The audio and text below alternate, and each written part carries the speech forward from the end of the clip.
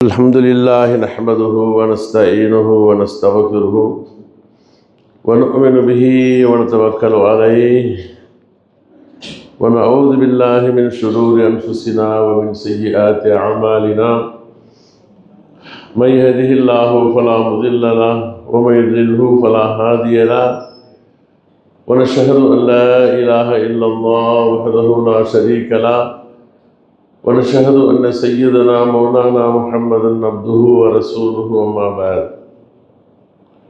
أعوذ بالله من الشيطان الرجيم بسم الله الرحمن الرحيم شهر رمضان الذي أنزل فيه القرآن هدى للناس وبينات من الهدى والفرقان صدق الله العظيم اللهم صل على رسولك سيدنا محمد وعلى آل سيدنا محمد وبارك وسلم اللهم صل على رسولك سيدنا محمد وعلى آل سيدنا محمد وبارك وسلم اللهم صل على سيدنا محمد وعلى آل سيدنا محمد وبارك وسلم السلام عليكم ورحمة الله وبركاته.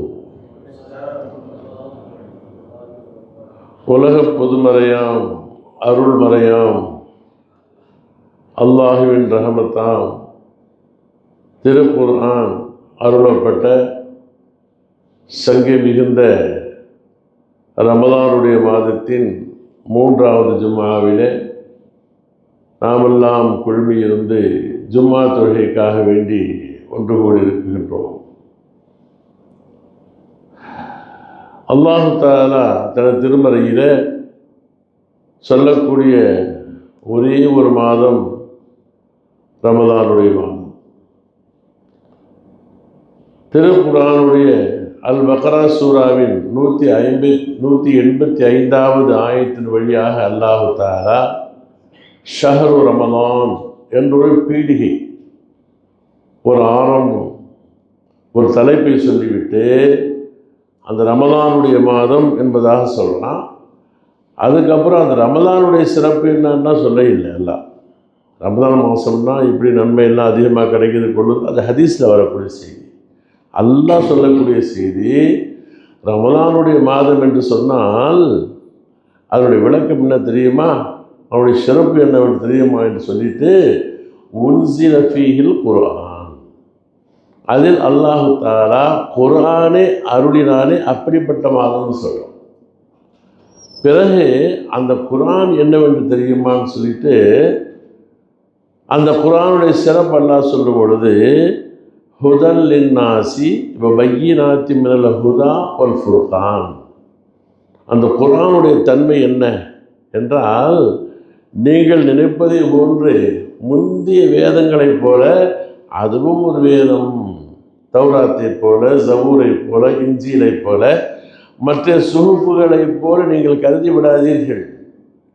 அவைகளை போன்ற அல்ல இது. இது ஹுதன் லின்னாஸ், உலகத்தில் யாரெல்லாம் மனிதர்களாக பிறந்தார்களோ அவர்கள் அனைவர்களுக்குமே இது வழிகாட்டி.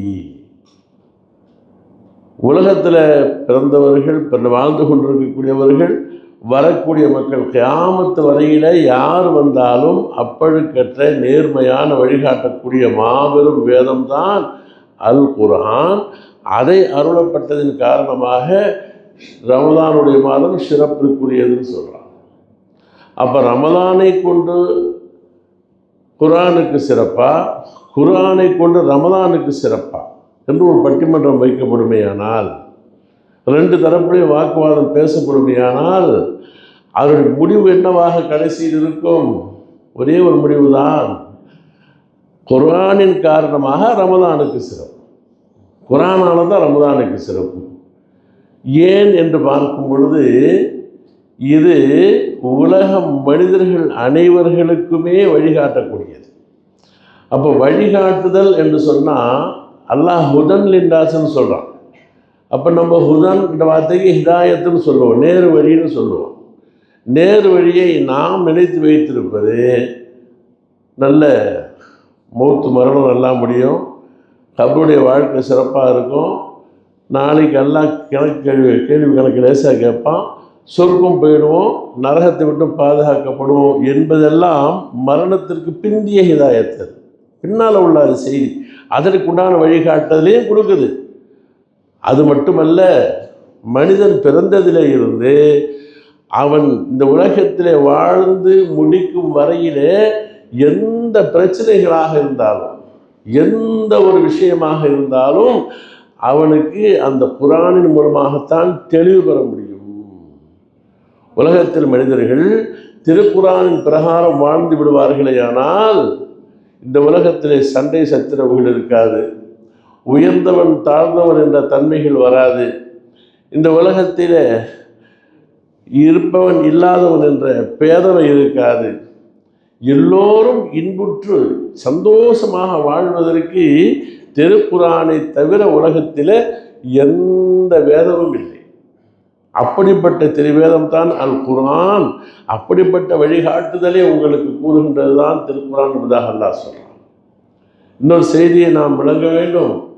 திருக்குர்ஆனிலே சொல்லப்படக்கூடிய புத்திமதிகளாகட்டும், அது சொல்லக்கூடிய உபதேசங்களாகட்டும், சட்ட வரைவுகளாகட்டும், சிந்தனைகளாகட்டும், அனைத்துமே தனி மனிதன் முதல் கொண்டு ஒட்டுமொத்த சமுதாயத்திற்கும் ஏற்புடையதாக இருக்கும். இந்த ஆயத்து இப்போ ஒத்து வராது, இந்த சட்டம் இந்த காலத்துக்கெல்லாம் ஒத்து வருமா என்று திருக்குர்ஆனில் எந்த ஒரு ஆயத்தையும் யாரும் ஒதுக்கிவிட முடியாது. எனக்கு இது ஒத்து வராதுங்க, இது இந்த நாட்டுக்கு ஒத்து வராது, இந்த காலத்துக்கு அது ஒத்து வராது என்று யாருமே சொல்லக்கூடாத முடியாத அளவிற்கு குர்ஆனை அல்லாஹ் வச்சிருக்கிறான். ஏன்னு கேட்டால் தன்சீலுன் மிர் ரப்பில் ஆலமீன், அது ரப்புல் ஆலமீனான எல்லாம் வல்ல அல்லாஹு தஆலாவுடைய புறத்தில் இருந்து அருளப்பட்ட வேதம்.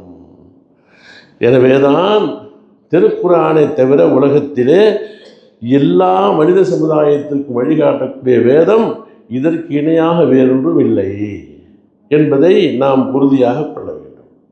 அடுத்தபடியாக இந்த திருக்குர்ஆன் வழியாக அல்லாஹு தஆலா சொல்லக்கூடிய புத்திமதிகள், சட்டங்கள், திருக்குர்ஆன் வழியாக சொல்லக்கூடிய சிந்தனைகள், இதை பின்பற்றும் பொழுது இந்த உலகம் அனைத்தும் நிம்மதி பெறும், சந்தோஷம் பெறும் என்பதனை பல ஆயத்துகள் வழியாக பல விஷயங்களை கொண்டு, உதாரணங்களை கொண்டு அல்லாஹ் சொல்லுவான். அதில் இன்று நாம் ஒரே ஒரு ஆயத்தை பார்க்க இருக்கின்றோம். அல்லாஹ் ஜல்ல ஷானஹு வ தஆலா சூரத்து தௌபாவினுடைய 34வது திருவசனம், சூரத்து தௌபாவினுடைய 34வது திருவசனத்தின் வாயிலாக இந்த உலக நிம்மதிக்கும், உலக மக்களுடைய மேம்பாட்டிற்கும், உலக மக்கள் சந்தோஷமாக சுபிட்சமாக வாழ்வதற்கும் 3 பிரிவினர்களை அல்லாஹு தஆலா சொல்றான். இந்த 3 பேர்களும் ஒழுங்காக இருப்பார்களே ஆனால், இந்த 3 தரத்தார்களும் நேர்மையாக நடந்து கொள்வார்களே ஆனால் இந்த உலகத்தில் சிக்கல்கள் இருக்காது, சச்சரவுகள் இருக்காது, உயர்வு தாழ்வுகள் இருக்காது, யாரும் ஜாதி மோதல்களை ஏற்படுத்தி கொள்ள மாட்டார்கள், எல்லோரும் நிம்மதியாக வாழ்வார்கள். அதற்கு அல்லாஹு தஆலா 3 பிரிவினர்கள் அந்த ஆயத்தில் சொல்லுவோம்.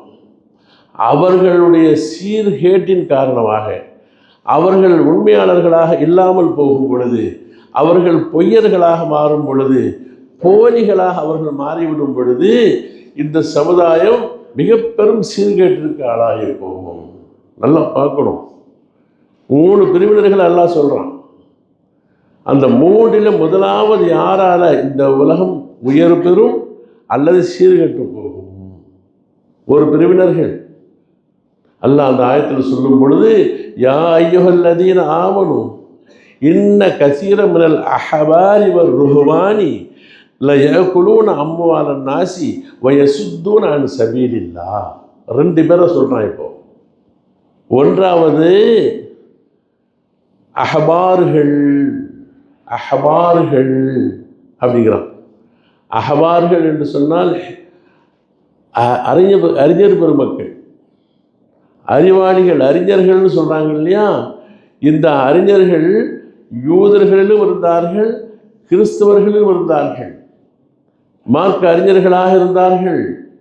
அவர்கள் அவர்களுடைய சமுதாயத்தை சீர்கெடுத்தினார்கள், பாழாக்கிட்டார்கள், நாசமாக்கி விட்டார்கள். அல்லாஹ் குர்ஆன்ல சொல்லி காட்டுவான்.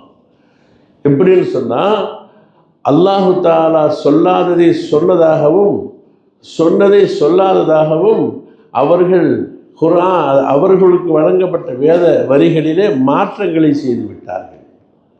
எனவே யூத சமுதாயமும் சரி, கிறிஸ்தவ சமுதாயமும் சரி, அவர்கள் சீர்கெட்டு போவதற்கு காரணமாக இருந்தவர்கள் அந்த காலத்து யூத கிறிஸ்தவ அறிஞர்கள் தான். அல்லாஹ் நிறைய இடங்களில் சொல்லி வாட்டுறான், இஷ்தரூ பி ஆயாத்தில்லாஹி ஸமனன் கலீலா. இந்த உலக ஆசைக்கு, அற்ப காசுகளுக்கு ஆசைப்பட்டு அல்லாஹ்வுடைய வேத வரிகளை அற்ப காசுக்கு விற்றுருவாங்க. அப்போது இறைவனுடைய சட்டங்களை கேட்டு வருவார்களே, ஆனால் ஒருவருக்கு ஒரு மாதிரியான பதில் சொல்கிறது, ஒரு காசுக்காரர் பணக்காரராக இருந்தால் அவருக்கு ஒரு தீர்ப்பு சொல்கிறது. இப்படி மார்க்கத்தை அவர்கள் காசுக்கு ஆசைப்பட்டு விலை போய்விட்டார்கள்னு எல்லாம் சொல்கிறான். யூதர்களையும் சொல்கிறான், கிறிஸ்தவர்களையும் சொல்கிறான். அவர்களுடைய அகபார்கள் அப்படி இருந்தாங்கன்னு சொல்லிட்டு அவர்களோடு நின்று விட்டது அல்ல, இது எல்லோருக்கும் பொதுவானது. இஸ்லாத்திலும் சரி, மார்க்க அறிஞர்கள் முறையாக நடந்து கொள்ள வேண்டும். மார்க்க சட்டம் என்று சொன்னால் பொதுவானது, அல்லாஹ்வுடைய சட்டம் அது. இதில் கூட்டல் குறைச்சலுக்கோ ஒரு சாராருக்கு சாதகமாக ஒரு சாராருக்கு பாதகமாக சொல்லுவது என்பதற்கு இஸ்லாத்தில் வேலையே இல்லை. அப்படி இந்த அகபார்கள் அறிஞர்கள் நடந்து கொள்வார்களேயானால் அந்த சமுதாயமும் சீர்கெட்டு போகும் என்பதாக அல்லாஹ் சொல்கிறான். அப்போ சமுதாயம் சீர்கெட்டு போவதற்கு முதல் காரணமானவர்கள் அஹ்பார்கள் என்று சொல்லக்கூடிய அறிவாளிகள், மார்க்க அறிஞர்கள். நாயகம் பெருமானார் ஸல்லல்லாஹு அலைஹி வஸல்லம் சொன்னாருங்க, கியாமத்துடைய அடையாளங்கள் பலர் சொல்கிறாங்க. கியாமத்து நெருங்கிடுச்சுங்கிறதுக்கு பல அடையாளங்களை சொன்னாங்க.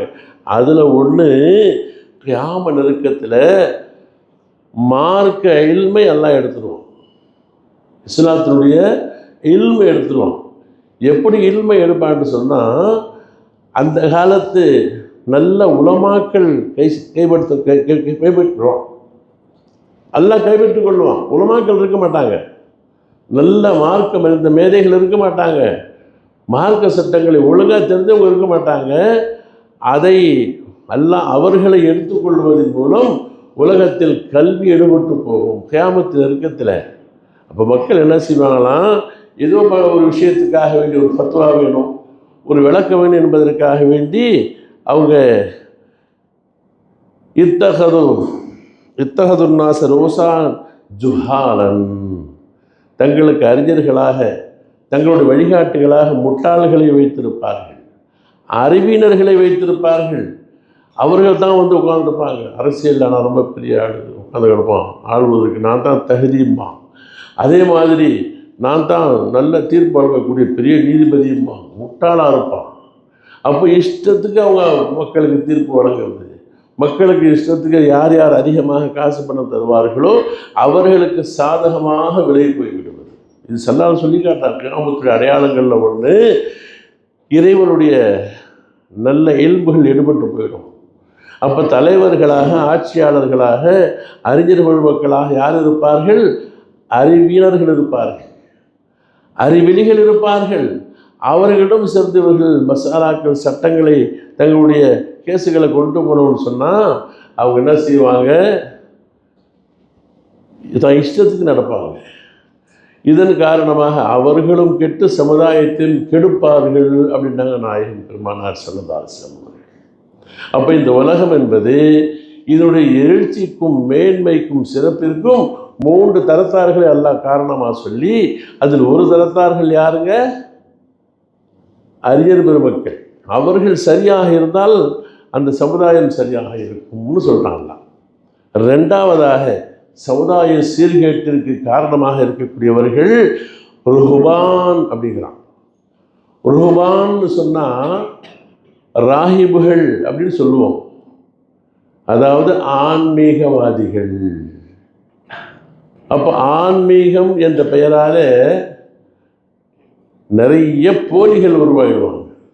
இன்றைக்கி பார்க்குறோம், எந்த ஆன்மீகத்தினுடைய அசல் உலகை வெறுக்குதல், இறைவனை விரும்புதல், நெருங்குதல், இதுதான் ஆன்மீகம்னு சொல்லக்கூடிய அந்த சித்தாந்தம்லாம் போய் இன்னைக்கு ஒரு சாதாரண கோடீஸ்வரன் லட்சாதிபதி எந்த அளவுக்கு வசதியாக இருப்பாரோ அதை விடவும் ஆன்மீகவாதி ரொம்ப வசதியாக இருக்கிறார். அவர் போடக்கூடிய கார்கள் என்ன, அவங்க போட்டிருக்கிற நகைகள் என்ன, அவர்கள் இந்த ராத்திரிகள் நடத்துகிறேன்னு சொல்லிவிட்டு ஆட்டம் பாட்டம் எல்லாம் கூடி லட்சக்கணக்கான மக்கள் கூடுவதும், அதில் பிரம்மாண்டமான டிக்கெட்டுகளை போட்டு காசுகளை போட்டு வசூல் பண்ணி இன்னும் மேலே மேலே மேலே இன்னும் பல பேருக்கு நிறைய சொல்லிட்டு எல்லாம் தெரியாததில் எல்லாருக்கும் தெரிஞ்ச செய்திகள் தான். போய் ஆன்மீகவாதிங்கிற பேரால் போய் தனியாக நாட்டையே குத்து வச்சு வாங்கி வச்சுருக்கிறாங்க. இந்த நாடு ஆன்மீக நாடு, நாங்கள் எல்லாம் அங்கே இருக்கிறோம் என்பதாக ஆண்களும் பெண்களும் கொண்டாட்டம் போடக்கூடிய இப்படி ஆன்மீகத்தின் பெயரால் மிக மோசமாக மக்களை நாங்கள் தான் உங்களை எல்லாம் கடவுளின் பக்கம் கொண்டு போய் சேர்ப்போம் என்ற பெயரால் மிக பெரிய ஊழல்களை செய்யக்கூடியவர்கள். இவர்களின் காரணமாக சமுதாயம் சீரழிந்து போகும்னு சொல்கிறோம். அதே நேரத்தில் நல்ல ஆன்மீகர்கள், சூஃபியாக்கள், மகான்கள்லாம் இருந்த சமுதாயங்கள் இன்றைக்கி இருக்கிறாங்க. எல்லாத்தையும் நம்ம குறை சொல்ல வரல இஸ்லாத்தில். அப்போ இஸ்லாத்தில் ருஹ்பான்கள்னு சொல்கிறதில்ல, சூஃபியாக்கள்னு சொல்லுவாங்க. அந்த கல்விக்கு பேர் தஸவ்வூஃப்னு சொல்லுவாங்க. தஸவ்வூஃப் என்று சொன்னால் அந்த ஞான வழி பாதையுடைய கல்வி.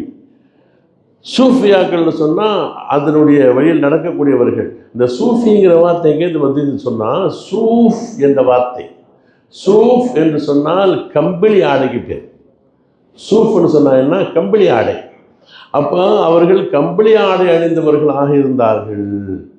அப்போ ஒரு காலங்களில் நல்லா நைஸாக ட்ரெஸ்ஸு போட்டா இருக்கப்பட்டவர், ரொம்ப ஆசை விரும்புகிறவர், உலகத்துக்கு ஆசைப்பட்டவர் என்பதாக சொல்லக்கூடிய நேரம். இப்போ அப்படி தான் கிடைக்கிது, போட்டுக்கிட்டு இருக்கிறோம்.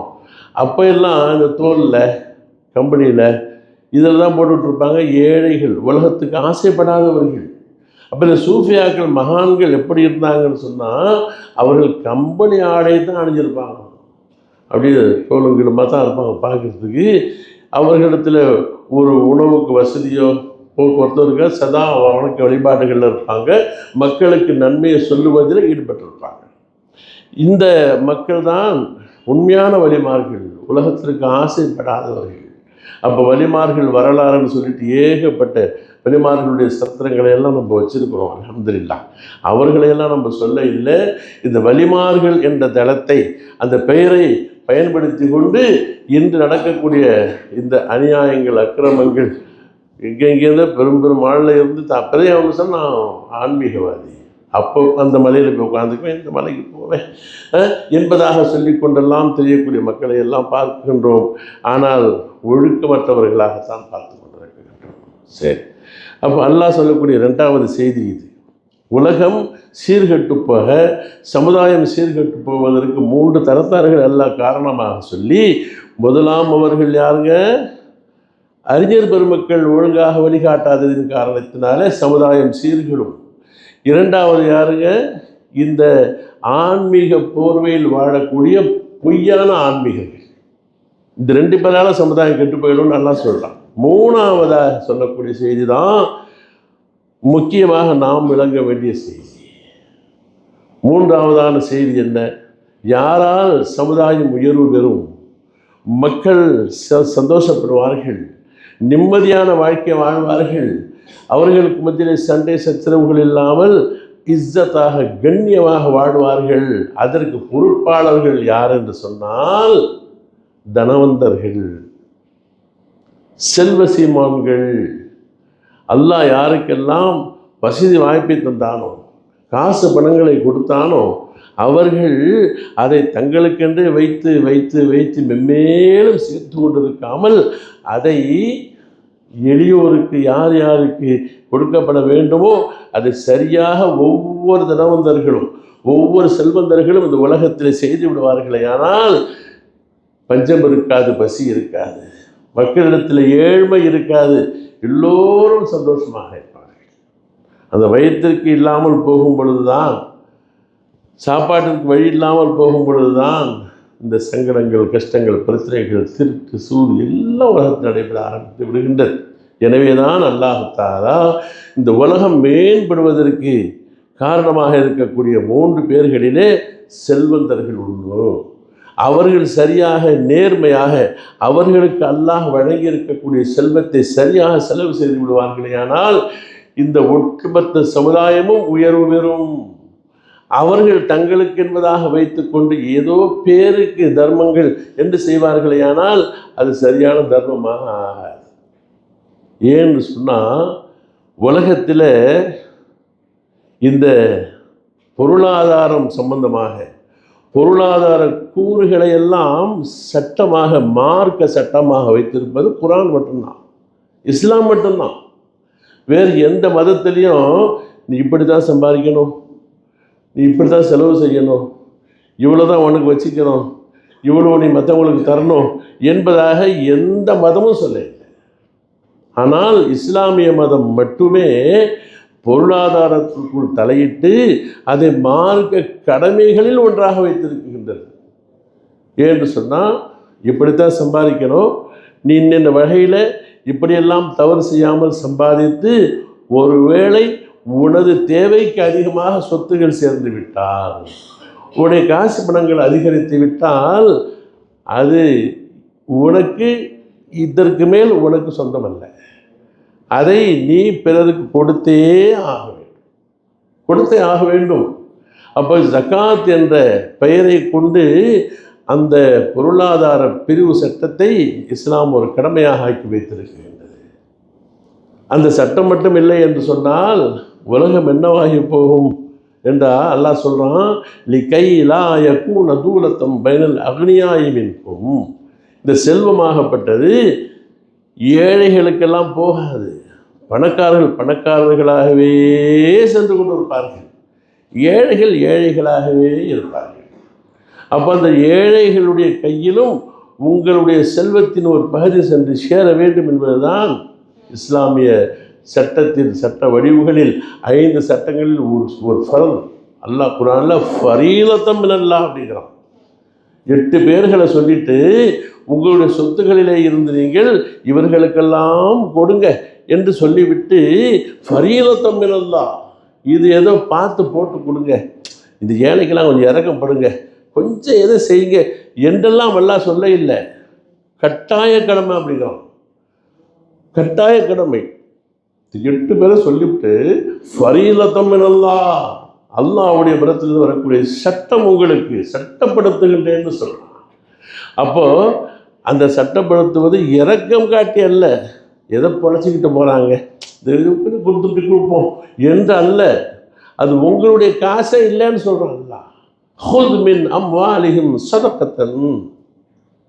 நபியே ஸல்லல்லாஹு அலைஹி வஸல்லம் அவர்களே, அவர்களில் ஜகாத்துடைய தொகையை போய் எடுங்க, வாங்குங்க, அதை எடுங்க, எடுத்துகிட்டு வந்துடுங்க, அதை பிடிங்க எடுங்கன்னு, ஹுத்னா எடுத்துக்கங்கன்னு அர்த்தம். இது கேட்டு கொடுங்க, பார்த்து கொடுங்க என்பதாக அல்ல. அதுக்கு தான் இஸ்லாமிய ஆட்சியில் அதை வசூல் செய்பவர்களுக்காக வேண்டி அது ஒரு தனி ஒரு அமைப்பு இருக்கும். அப்போ அவர்களும் அந்த ஜகாத்தை பெறுவதற்கு தகுதியானவர்களாக இருக்கிறார்கள், நல்லா சொல்கிறேன் ஹயர். அப்போது அந்த ஜக்காத்துடைய பொருள் ஒரு மனிதனுடைய சொத்திலே அது கலந்து விடுமையானால், நிறைய பொம்மை எல்லாம் கொடுக்குறான், பறக்கத்து கொடுத்துருக்குறான், அதை இவர் கொடுக்காம மேலே மேலே சேர்த்து வைப்பாரையானால் அல்லாஹ் சொல்கிறான் அது உனக்கு சொந்தமானதல்ல. ஹக்குன் லிஸ்ஸாயிலி வல் மஹ்ரூம், அது ஏழை எளியவர்களுக்கு உண்டான ஹக்குங்கிறான். அவங்க உரிமையை அவங்க கைக்கு போகாமல் நீ கையில் பிடிச்சி வச்சிருக்கிற, அவங்களுக்குமே சேரணும். அவர்களுடைய பொருள் உன்னிடத்தில் இருக்குமே, ஆனால் அதை நான் விருத்தியாம்சம் செய்ய விட மாட்டேன், அழிஞ்சு போகும் என்பதாக நாயகம் பெருமானார் சொன்னாங்க. சலாசுத்து நுகுலில் குசிமாலைகின்ற 3 விஷயங்கள் சத்தியமிடப்பட்டவை, நடந்தேற்றியும். ஒன்றாவது மா அகாலத்தி ஜகாத்து மாலன் கத்து இல்லா ஹலக்கத்து. யார் ஜகாத்தாக கொடுக்க வேண்டிய அந்த தொகையை பிரித்து எடுக்காமல் தங்களுடைய பொருளோடு சேர்த்து வைத்திருப்பார்களோ அந்த நல்ல பொருளையும் அது ஹலாக் ஆக்கிவிடும், நாசப்படுத்தி விடும் சொன்னாங்க. 1,00,000 2,000 சொன்னாக்கா அதை கொடுக்க மாட்டேங்கிறார், மனசு வர மாட்டேங்குது. ஏன்னா பெரிய தொகையாக வந்துடும்ன்றதுக்காக வேண்டி எல்லாம் நிறைய கொடுத்துருக்குறான், பெரிய செல்வமாக 2% தான். அப்போ கொடுக்காமல் அதை நாம் கணக்கு வைப்போமே ஆனால், அதை பதுக்கி வைப்போமே ஆனால், அல்லாஹ் நினைச்சான்னு சொன்னால் இந்த 2% உங்கள்கிட்ட போகிறதுக்கு பதிலாக உங்களை ஏகப்பட்ட செலவுகளை வைக்கிறதுக்கு அல்லாஹ்வால முடியும்.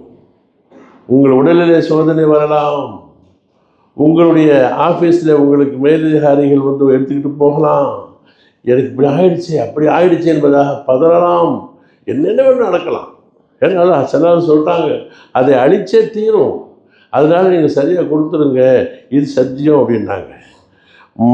மன் அத்தா ஜக்காத்த மாலிஹி ஃபதஹப அன்ஹு ஷர்ருஹு, யார் தன்னுடைய பொருளுக்குரிய ஜக்காத்தை கொடுத்து விடுவார்களோ, பிரித்து எடுத்து விடுவார்களோ, அவருடைய தீங்குகளை எல்லாம் எடுத்துருவோம்.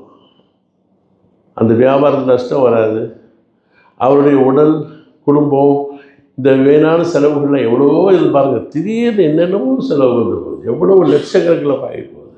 இப்போ இப்படிப்பட்ட தீங்குகளை எல்லாம் அல்லாஹு தஆலா அழிச்சிருவான் ஜக்காத்தின் மூலமாக. அல்லாஹ் சொல்கிற மாதிரி செஞ்சிருங்க, உங்களுடைய பொருள் பாதுகாக்கப்படும்.